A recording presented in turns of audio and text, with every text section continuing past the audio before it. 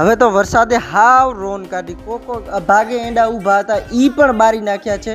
અને આપણે આજે લાગી ગયેલ છીએ આપણે જેમ કે એંડા ચોપવા, ને આજે પણ કંઈક અડધા ચોપ્યા છે અને આપણે 1-1 ફૂટની અંતરે ચોપી છીએ. પછી નીકળી ગયા છીએ આપણે બાઇક લઈ, હું અને પ્રકાશભાઈ ક્યાં કને જાય છીએ, કારણ કે આપણા કાકાનો ફોન આવી ગયો હતો એટલે આવી ગયા છીએ આપણે એમના ખેતરમાં વિખેડા હાંકવા. તો હાલો હવે હાંકી લઈએ વિખેડા. આપણે 4-5 જણા કમ્પ્લીટલી થઈ ગયા છે અને કંઈક આટલા વિખેડા હાંકી લીધા છે ને આપણે હાંક્યા તો સુધી હરખા જ કર્યા, સેટિંગ જ કર્યા. અને હવે ફાઇનલી મોસમ ચડી છે હાઈ ફાઈ અને આપણે લાગી ગયા છીએ બધા સ્પીડમાં વિખેડા કમ્પ્લીટલી વિખેડા આખા ખેતરમાં હાંકીને પછી આપણે આવી ગયા છીએ જેમ કે ગામમાં મંદિરે, કારણ કે આજે મારા પપ્પા આવે છે ટ્રેક્ટર લઈને. તો આપણે અહીંયા મંદિરે પગે લગડાવીને પછી ચૂંદડી બૂંદડી બાંધીને આવી ગયા છીએ પાછા આપણે ઘરે.